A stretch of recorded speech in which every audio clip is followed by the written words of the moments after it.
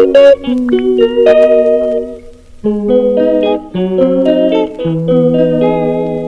thank you so much for joining me. Today I'm doing a video that is just some like romance kind of subplots, because I know a lot of my viewers, they don't really enjoy romance. So I'm going to go through my top 5 subplots like in books that I've read that I think are really good, and then I've also got a list of romance subplots from Goodreads that I'll go through that as well. And I just took a break to go and get myself a cup of tea. I drink tea, darling. So number 5 on the list that I made was Divergent by Veronica Roth. I think most people kind of know what Divergent is. In case you don't, it's basically a dystopian book. It's set, I don't know when, but at some point, like it's post-apocalyptic Chicago, I think. And their thing is split up into 5 factions. And basically they do this aptitude test to see which of the factions you belong in. And Trish, the main character, it turns out she doesn't belong in any particular faction, so she's Divergent. And there are a few other people that are Divergent as well. I wouldn't recommend the rest of the series. I started reading Insurgent and I've kind of half DNF'd it, to be honest. But yeah, I did enjoy the first book. There is a subplot kind of romance between the main character Trish and one of the other kind of main characters, Tobias. I don't really know what to call him at this point because people call him both, so it's a bit confusing. But yeah, I'll call him For. Their romance in Insurgent, I really didn't like them together, just because like every chapter they were all just like, oh my god, I love you, oh my god, I love you, and it was just like, I don't care. But I think in Divergent in particular, I think it worked quite well because it was just this kind of subplot and something else to add to the story. However, it wasn't too much like the main focus of the plot, so it wasn't too distracting or too annoying or anything. Like it did impact the plot, but not enough for it to be annoying. So number 4, again, I'm sure most people have heard of it. It's Six of Crows. This is a fantasy book. It's like a heist, and then there are some people that are kind of magic and they're Grishers. I'm not very good at summaries, but like basically the main characters kind of work for this gang, and they've been offered this heist to like get this man that has like invented this kind of dangerous drug-like thing that could be used as a weapon, and if it gets into the wrong hands, it's basically, well, it could be dangerous and stuff, especially for the Grisha. Yeah, my brain wasn't really working at the time of recording, so. Most of the main characters, they're involved in a romance. Yeah, I think all of them. And they're mainly involved in romances with, again, like another main character. I think it's done really well. There's 3 romances and they kind of do impact the plot a bit, but you know, it's not enough that it's kind of distracting and a bit annoying. Number 3 is Illuminae. This is the first one in the series The Illuminae Files. It's a sci-fi and dystopian book, and it's set in 2575, and there are like these 2 corporations and they're in a war like over this planet. And so the main character's home kind of gets like sort of attacked by one of the corporations, so they're on another one and they're trying to get like on these 3 like big spaceships to, I don't remember what it's called, but like to their destination where they'll hopefully be safe. However, there is one of the ships of the other corporation following them, and then there's also one of their ships gets infected with this deadly virus and stuff. So it's basically about them trying to get to there, except it's set up like a proper file, which is really interesting to read. It does take you a while to get into it, but I'd say like about 25% of the way through I kind of got used to it, and I was beginning to really enjoy it. The main romance in this, it like starts from the very beginning, and it's with the 2 main characters.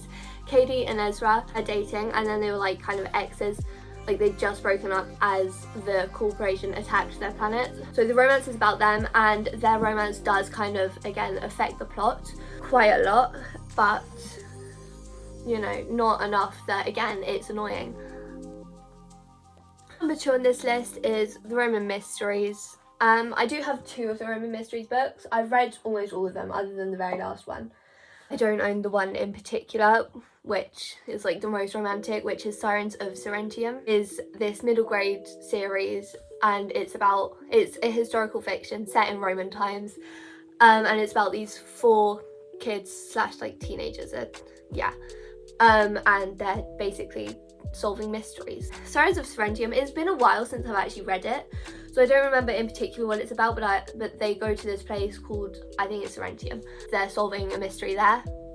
But there's quite a lot of romance involved altogether, so yeah, there is a lot of romance in Sirens of Serentium, especially considering it's a middle grade. Like, there's nothing too explicit unless you know your Roman mythology. Actually, now that I think about it, there are a few bits of like, yeah, really good just as a story. And again, like, romance does play a big part in it, but there's also this whole other plot that's about a mystery, and it's about this poisoning. I think the main romance is between one of the main characters, Jonathan, and then this other girl who lives at Serentium, but I don't remember what her name actually is. There are also a few other kind of romance bits in it with other characters as well. And then finally, number 1 on my list is the Magnus trilogy.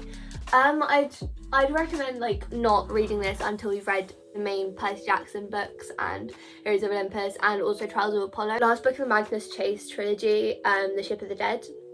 There is a bit that's kind of a spoiler for Burning Maze, and it's only really a spoiler if you've read Burning Maze and you know it, but I just recommend reading, you know, Trials of Apollo first, or reading them like in their order of publication, because Magnus Chase was being published at the same time as like Trials of Apollo.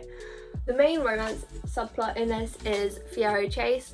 They don't really end up getting together until like the last book, but that's not really too much of a spoiler because I think most people know. It's basically like Percy Jackson except with Viking gods, to be honest. Okay, so now that I've done my personal top 5, I'm going to go through the Goodreads list of romance subplot books. Just like speed run through it. So. Okay, so The Hunger Games, The Cruel Prince, Crown of Midnight, which is the second book in the Throne of Glass series, The Wicked King, which is the book after The Cruel Prince, Catching Fire, which is the book after The Hunger Games, Illuminate, which I mentioned, Six of Crows, again also mentioned, Shadow and Bone, which is the first book in the Shadow and Bone trilogy, Fence Volume 1, The Queen of Nothing, which is the last book in the Vogue of the Air series, I think, Aurora Burning, which is the second book in the Aurora Cycle series, Aurora Rising, which is the first book in the Aurora Cycle series, Signal, which is the first book in the Lunar Chronicles series, The Way of the Stars, I thought it said The Way of the Stars, Havoc, which is the second book in the Red Chronicles series, The Book Thief, Scarlet, which is the second book in the Lunar Chronicles, Divergent, again mentioned that, Mockingjay, which is the third book in the Hunger Games, Crooked Kingdom, the book after Six of Crows, Magic Slaves, Romance, which is the third book in the Rape Cycle,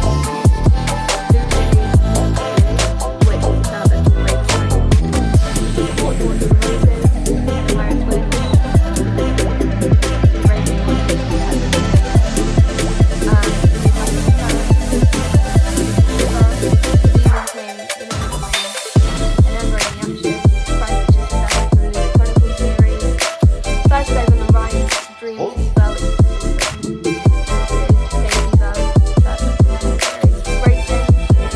Blood Fever, and Dark Fever, okay, so anyway, that's the top 5 books of romance subplots that I recommend, and also the ones which Goodreads recommends as well. Yeah, I hope you enjoyed this video. Let me know in the comments any books with romance subplots you recommend as well. Yeah, thank you so much for watching. Bye.